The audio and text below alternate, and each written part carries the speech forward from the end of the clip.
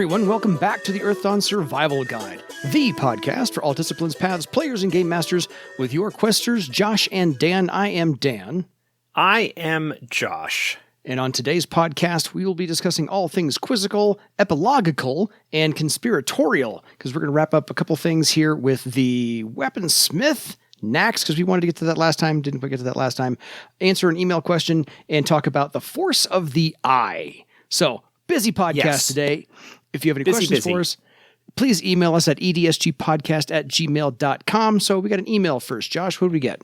Before I get to the email, I want to apologize if in some way my quality is off. I am dealing with seasonal garbage, which has me congested and mildly logy. So anyway, we will push that through best as we can, and I will do my best to edit out my sniffs and snarls and general gunkiness. Hey, I've had a lingering cough ever since I had COVID 2 months ago. So I'm with you. Every once in a while, got to reach back and cough. And I've tried to edit most of those out for the listeners as well. So we got an email from Nick Lowe, who worked on the Vazgothia book. Oh, cool. And this is an email that was prompted in part by our discussion of Naaman's Hand. And I actually need to clarify something. You asked when we were talking about Naaman's Hand and I was talking about the Vazgothia connection, if there was anything in the Vazgothia book about that. I could be mistaken. I have not actually read the book. I just don't remember there being any headings as I was doing the preliminary layout that was specifically addressing Naaman's Hand. So it is possible that Nick might have a connection in there, because Nick clearly knows, based on this email, more about Naaman's Hand than I did. Anyway. Love it. Nick writes, "Hey, Josh and Dan, I really enjoyed the last podcast about Naaman's Hand. They are my favorite cult in the Secret Society's book. This isn't so much a question as an additional tidbit of information. In the Parlength boxed set, there is a mention of two elven brothers called Vili and V, V-I-L-I and V-E, who emerge from the ruins claiming to be the brothers of an unknown passion, and that their names, Vili and V, are not their original names, but the names of this passion's brothers. It is said that they then gather up some followers and head for a land northwest of Iopos, which would place them somewhere close to Vazgothia. Additionally, if you know your Germanic mythology, Vili and Ve are the brothers of Odin, chieftain of the gods. The fact that this Vili and Ve are brothers, like the two elves who collectively make up Naaman Yaras, and that both sets of brothers have a connection to Vazgothia, makes me think that there is something going on here. Yeah. There is also the fact that they both seem to have undergone some form of renaming magic, which we know is a part of Vazgothia's strange forest magic. I guess I have a question. Is Josh aware of any intentional connection here, and what are my thoughts on this possible link? Thanks a lot. I love listening to the podcast. Nick." Love it, Nick. I am not aware of any intentional connection there. I was not even aware of this thing that you described, which I think is really cool and a possible connection. Yeah. Yeah, it's a possible Naaman link. I don't know whether the story from the Parlength book, which came out before the Secret Society's book, kind of revealed the bigger secret about Naaman Yaras being two people. Yeah. I don't know whether there was some parallel development or whether something was written as an idea. I have no idea. I think it's cool. I appreciate the email. I like the little details like that you can find. I love the in-depth digging on that. Thank you, Nick. Yeah. I would, since Lou answered our last question from last episode, if Lou has any insight, this would be where to share it, Lou. Yeah, on the Facebook, in the Earth Dawn Guild on Facebook, Lou did sort of respond to my question in the Naaman Yaras episode, saying that there were not any specific plans that he could recall about them being involved in anything in particular, and then talked a little bit about how things in source books needed to, especially late in the line like that, there were 3 goals, and each of them in the Secret Society's book was trying to serve at least 2 of them. Yeah. That being 1, just something cool for GMs to use in their games. 2, laying groundwork for potential future stuff, and 3 like actually the continued development. Yeah. There wasn't anything specific with regards to Naaman Ross, but that, books like Secret Societies were just kind of throwing a whole bunch of stuff out there, and maybe some of it would stick around to be developed in the future, which I think is cool. Fair. Comic books do that every once in a while, and I appreciate that. So, good stuff. Nick, thank you for the deep, deep dive. Thank you. That is fantastic. Nonfiction merging with ancient legend fiction, Odin and the Tuin. That's just cool stuff.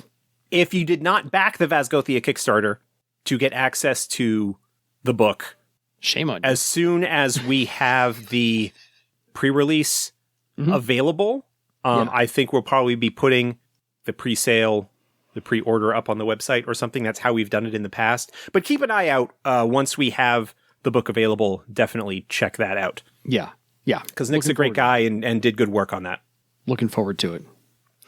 Next up, we have the knacks we needed to cover for the specific forge armor and forge weapon, because those were some pretty heavy-duty knacks. Well, yeah, as we were wrapping up the Weaponsmith episode the other night, it occurred to me, like, as we were wrapping up, that it would have made sense to address a couple of the knacks that are available for Weaponsmith in the companion.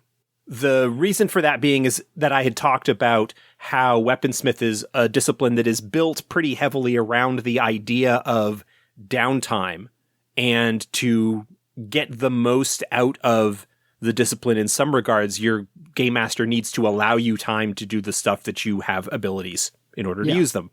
Forge weapon, forge armor in particular, as the ones that you want to use. I understand as well that some people are not necessarily thrilled by the idea of how much downtime the weaponsmith requires in order to do everything that they want to do, which tends to result in other members of the group sitting around twiddling their thumbs waiting for the weaponsmith to finish what they're doing. Yeah. There are 2 knacks available each for forge armor and forge weapon, and they are more or less the same, just related to the particular talents. They are efficient forging, efficient armor forging or efficient weapon forging.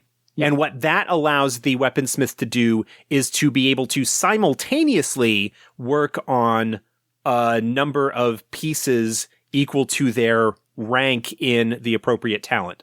So with efficient weapon forging, it's available at rank 5, and if you get it at rank 5, it would allow you to simultaneously work on up to 5 weapons during the 1-week period that the talent requires. Yeah. So that can speed up your downtime, where you don't have to take 5 weeks to forge the weapons of all of your fellow party members. You can do all 5 in 1 week.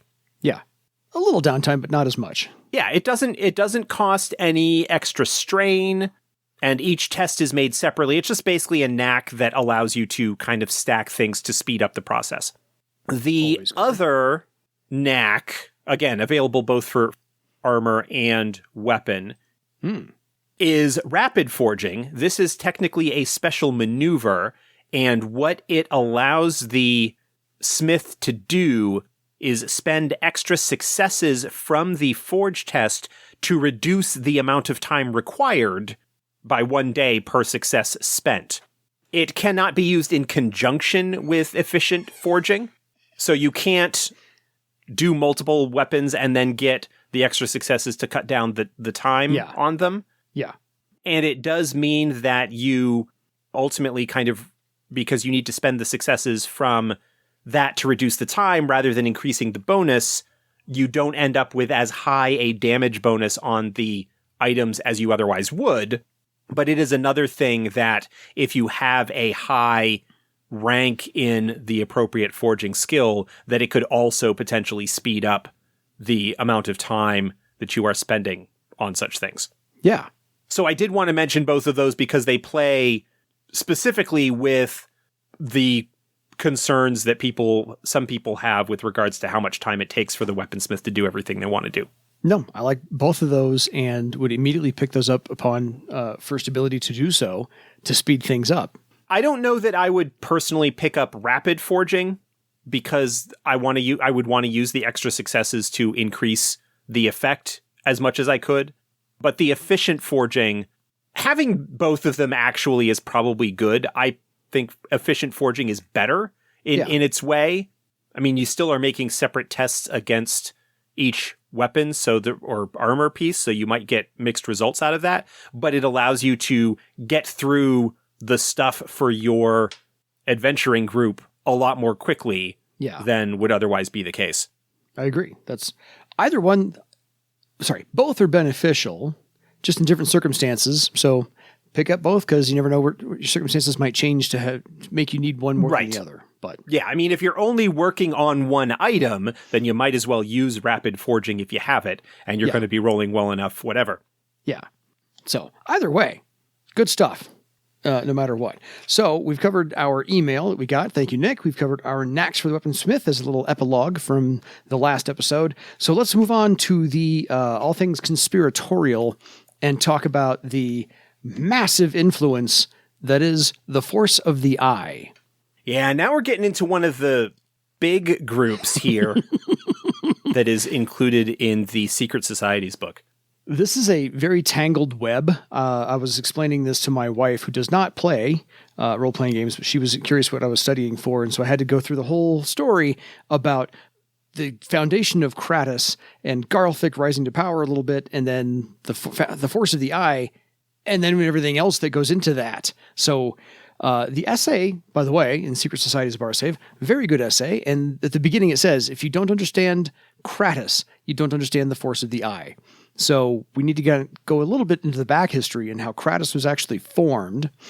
It was a care/citadel that was breached during the Scourge, and everybody died. Ravaged. Nobody survived. But after the Scourge was over, since the Horrors don't care about treasure and gold and jewels and whatnot, everything was left.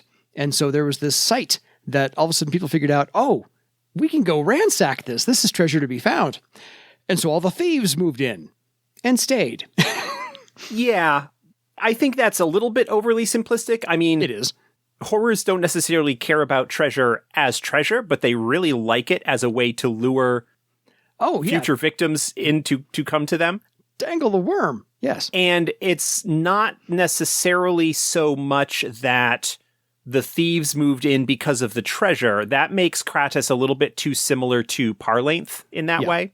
It's more that Kratas served as a useful base of operations for raiders and thieves and bandits to operate out of in terms of its relative geographic location within Barsave, because it is kind of centrally located. Yeah, it's a great location. And as a devastated city with nobody left around, there is no law, but there is infrastructure. There are buildings and stuff like that, which makes it a handy place to hide out, especially where it's a city, and if there aren't a lot of people there, it's easy to hide out and tough perhaps for folks going in after you to find you if you know the terrain and they don't. But yeah, it for a while was this just kind of lawless hive of scum and villainy, to borrow a phrase. Never heard that before. Where a bunch of thieves and bandits and whatnot all just kind of hung out and did their business out of, and that business sometimes involved black marketeering and fencing and whatnot. Yeah, the moving and buying and shifting of stolen and acquired goods. So yes. And if you are interested, much of the history of Kratas is described in the 3rd edition Kratas sourcebook. But that's another show. Which is another show. But that is a book to pick up, available in PDF either from fastagames.com or DriveThruRPG. Both are good. It is tough to find print copies because 3rd edition books did have somewhat of a limited print run. Yeah. Anyway. But yeah, so that's sort of the origins of Kratas as the City of Thieves. And then Garlthik arrived. Yeah, and kind of took over. He saw what the structure was that was there, and this all happened at about the same time that Thera decided to take on Thrall in the First Theran War. So Garlthik came to power providing spies to Thrall during the First Theran War, so that's how he kind of developed his network and he just started loaning out thieves and warriors and whatnot. But Garlthik is a crafty one. He didn't just do that out of the goodness of his heart. He knew he could leverage that later, and did so. Because Kratas was barely better than an abandoned ruin, he just, kind of took over, made the power structure work, and after the war, Thrall kind of severed ties with Kratas real quick. But other than that, he kept the Force of the Eye going and developed this large criminal gang of more than 1,000 people, some adepts, some non-adepts, mostly non-adepts, but it works as both a goods acquisition service, thieving, and law, kind of, pseudo-law enforcement, and quasi-governmental agency that he can skim off the top of the legal stuff and then punish other criminal gangs, air quotes, in the area. So he gets to just maintain all this power structure that he's got. So he's got it coming and going all three ways. Yeah. I think we've talked about Garlthik a little bit in the past in terms of his temperament. Garlthik is the quintessential selfish thief. His magic is powered by him looking out for number one, that number one being himself. Yeah. And it gets addressed, I think, in the Kratas book a little bit. And maybe in the essay, I don't remember specifically. I have not reread it in depth in a while.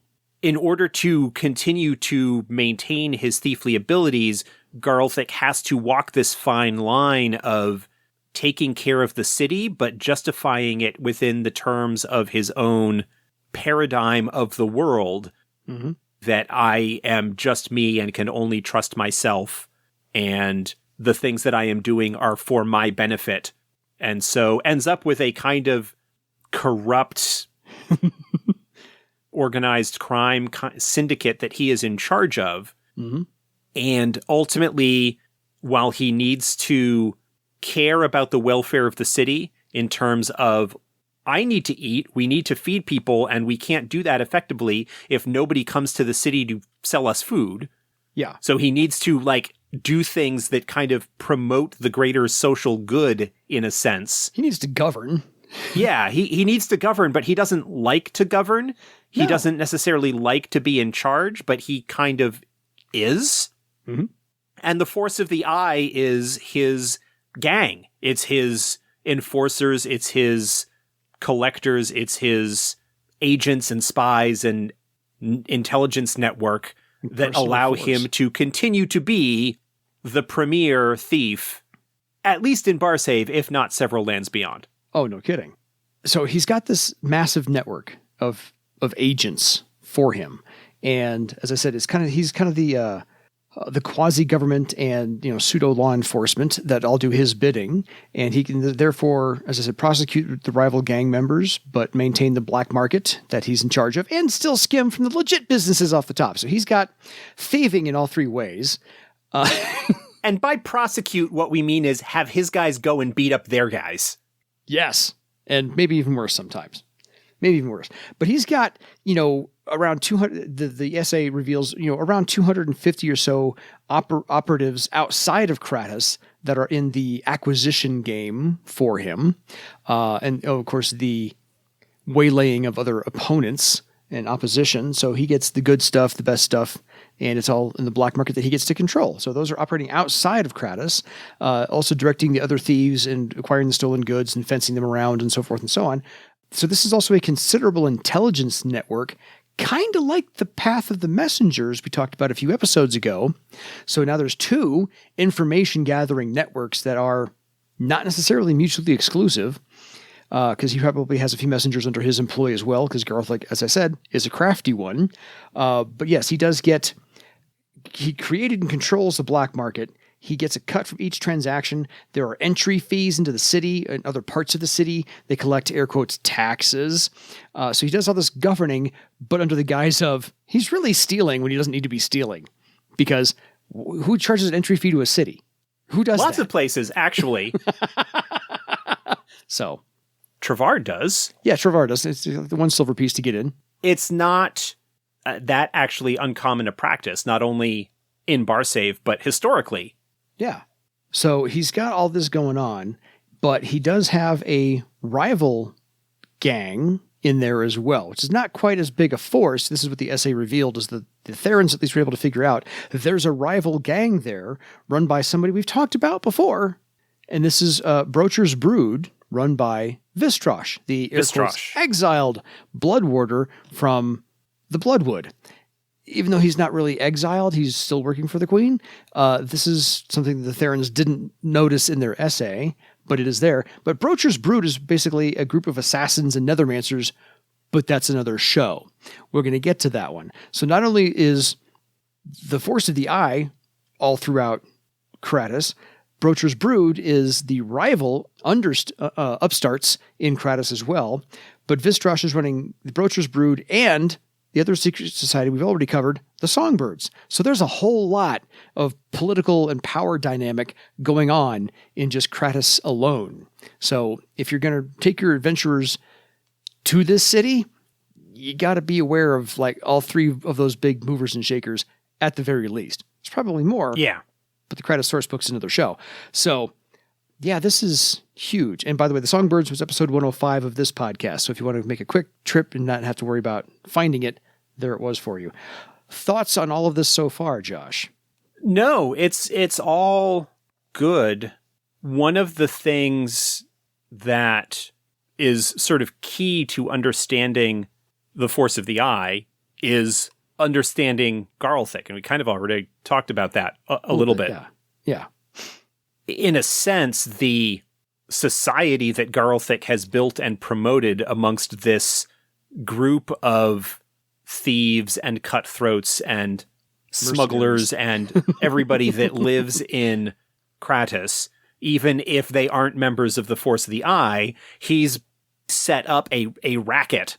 Scam isn't quite the right word because it is completely legitimate, but he has set up a racket by which he is able to essentially take money, in a way, legitimately, from everybody to make himself wealthy, but within the framework of it being, I'm the biggest, baddest thief here with the biggest, baddest gang, and so we are going to take what we want, and what we want is for you to just continue to pay us regularly, and to keep things peaceful enough so that we don't draw attention from powers and people who have the ability to come in here and wreck everybody's day.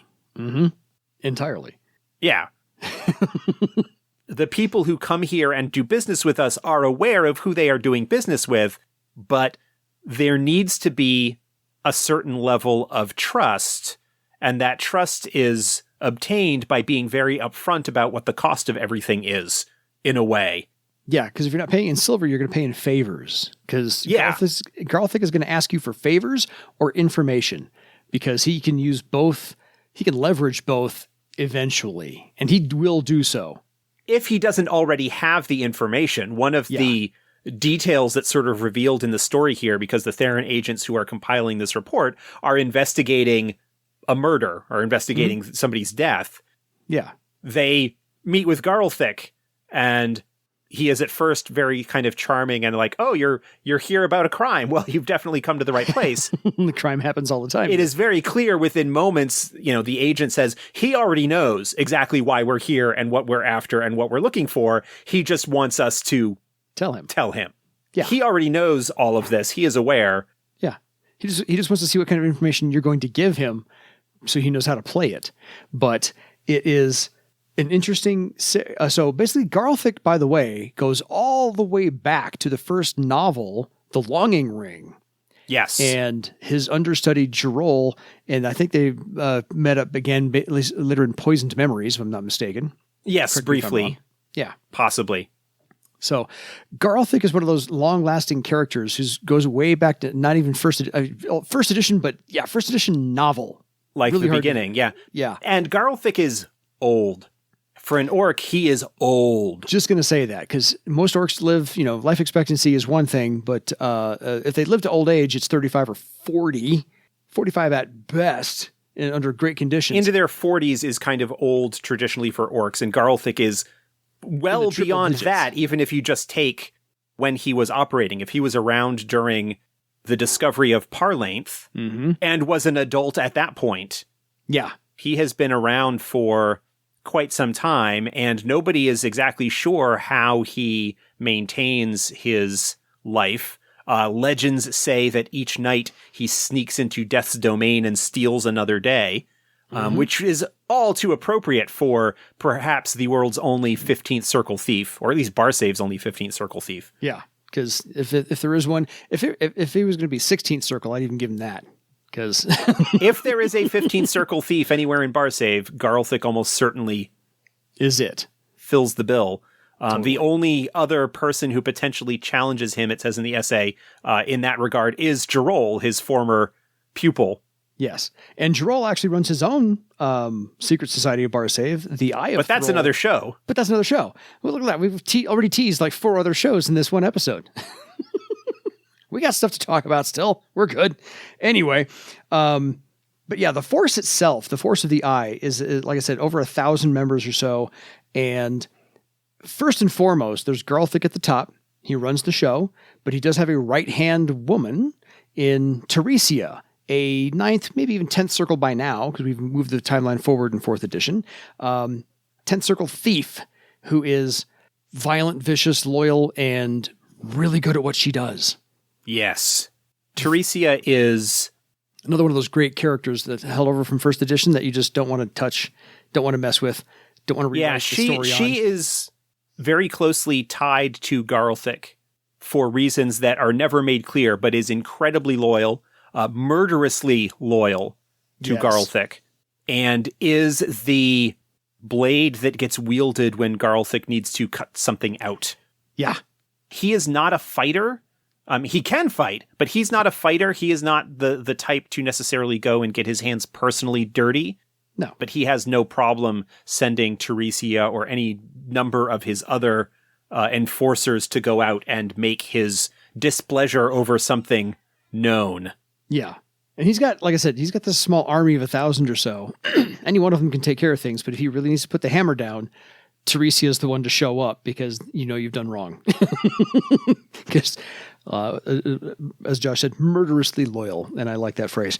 The rest of the force, however, is mostly thief, is armed with thief and warrior skills if they're not adepts at all.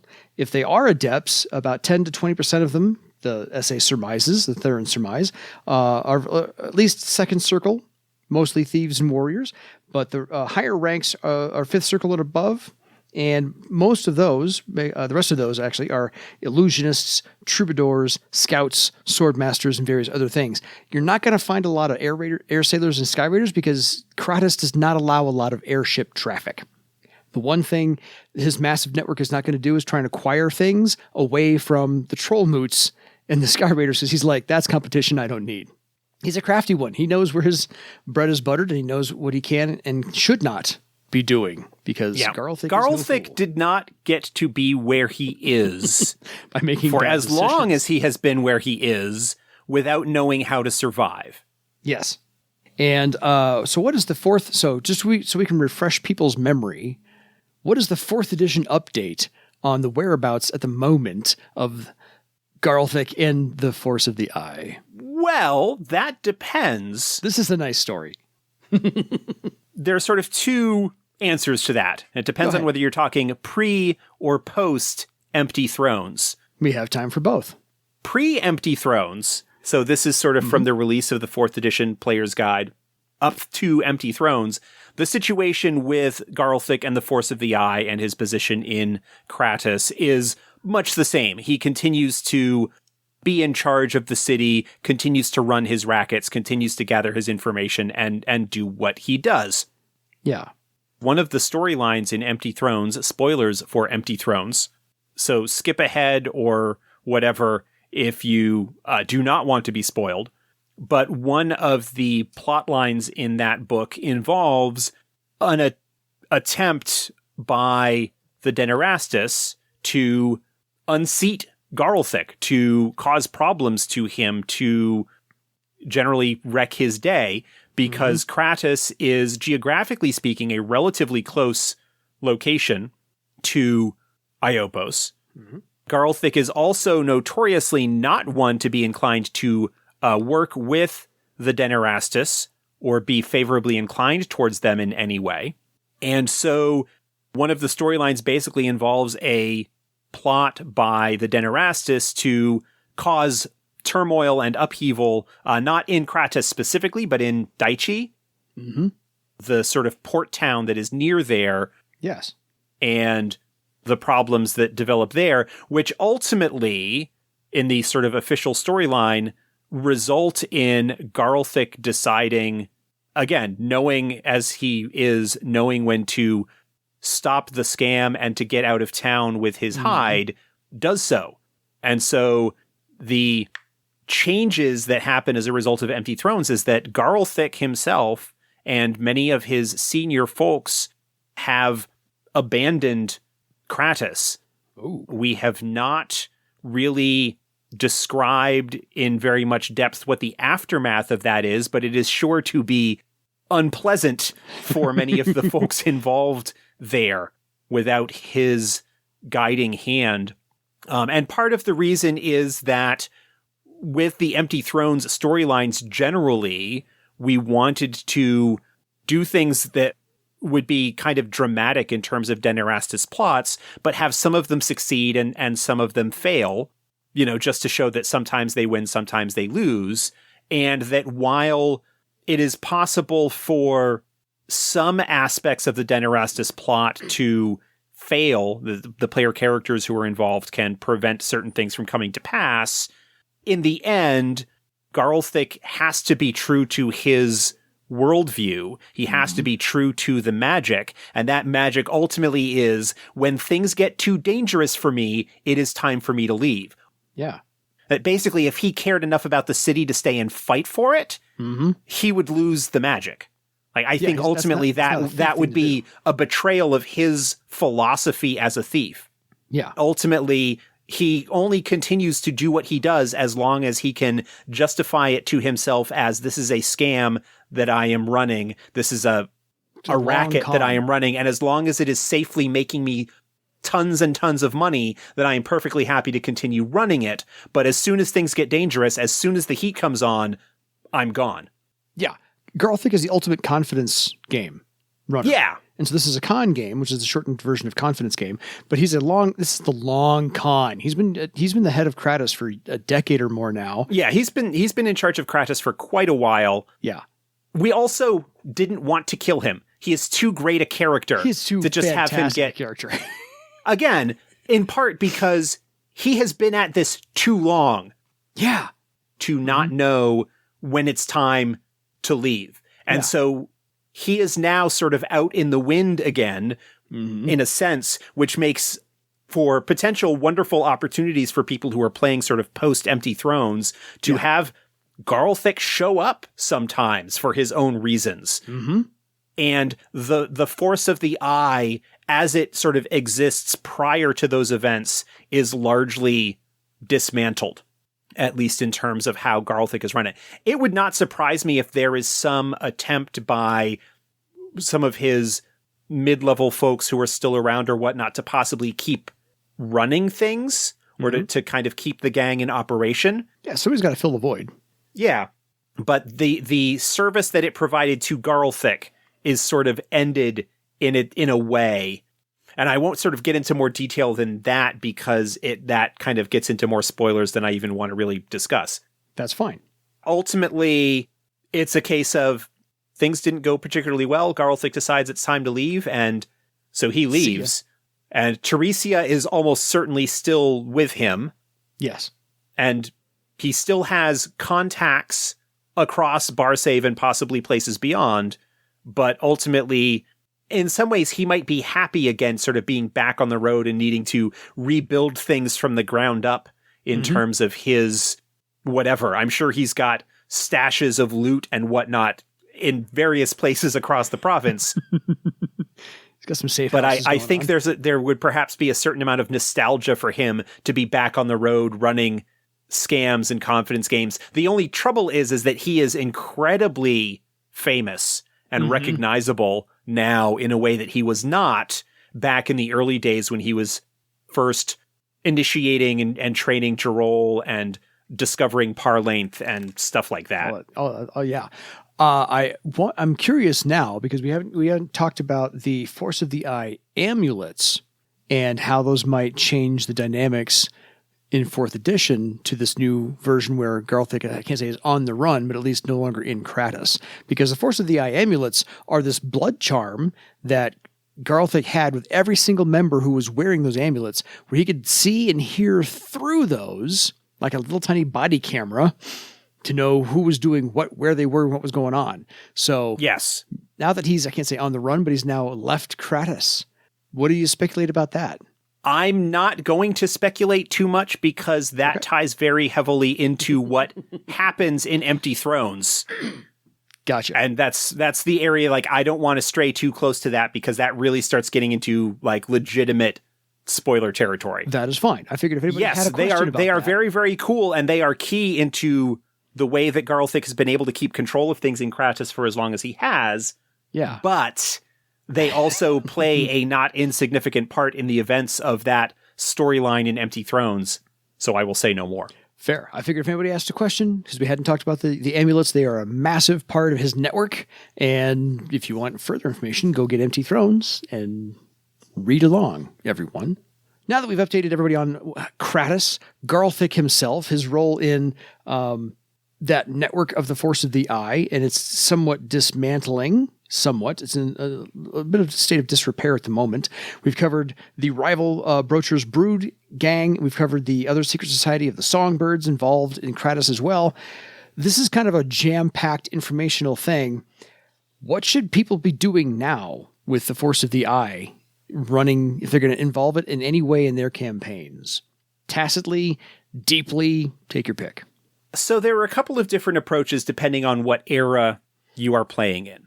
If you are playing in classic era, 1st edition timeline, up through and including Prelude to War, the Landing of the Triumph, and the détente tensions that are going on between Thera and Thrall leading up to the Second Theran War and sort of into the 4th edition timeline of things, the Force of the Eye can sort of be a wild card in a sense. Mm-hmm.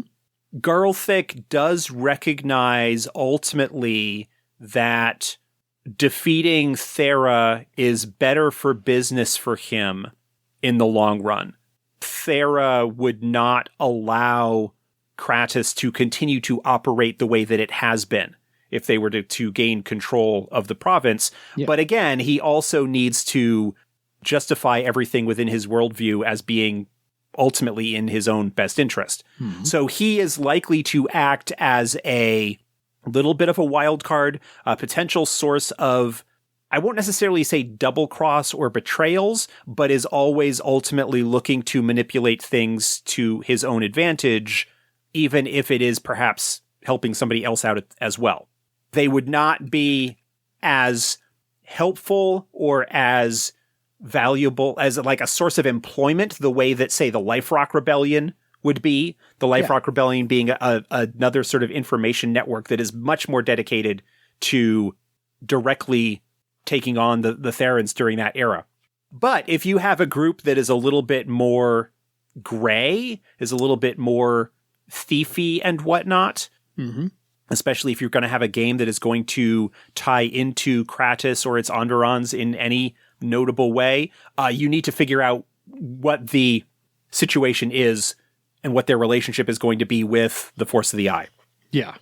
The other thing that you could do if you kind of go up through that storyline in Empty Thrones is exploring the aftermath of that, which won't necessarily involve Garlthik so much, because at that point he will have cut his losses and moved on, but perhaps exploring what could be done or what happens in Kratas in the wake of that and the gang wars and feuding that is almost inevitably going to happen as people try and end up taking the top spot or trying to take the top spot within Kratas and all of the rich profits that can be made from taking over Garlthik's racket.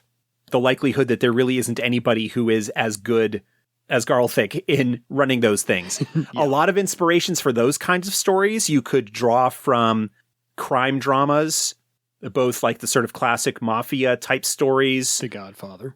Or any kind of noir stories, anything along those lines could serve as a source of inspiration for the kinds of conflicts and struggles that would be potentially going on within the city in the aftermath of those events. Yeah, absolutely. So I figure that's more than enough information to get anybody started on the Force of the Eye, Garlthik himself, his right hand Terricia, the entire network, the Force of the Eye amulets, maybe involving Vistrosh and the Songbirds or Brocher's Brood. I mean, this is a lot of information to throw at everybody in, the hour that we're going to cover today's podcast in. So if you have any questions for us on anything else we didn't cover in Garlthik's network of deceit, please email us at edsgpodcast@gmail.com. We appreciate every single email we get that furthers a discussion or brings up points we hadn't thought of before. They are all fantastic.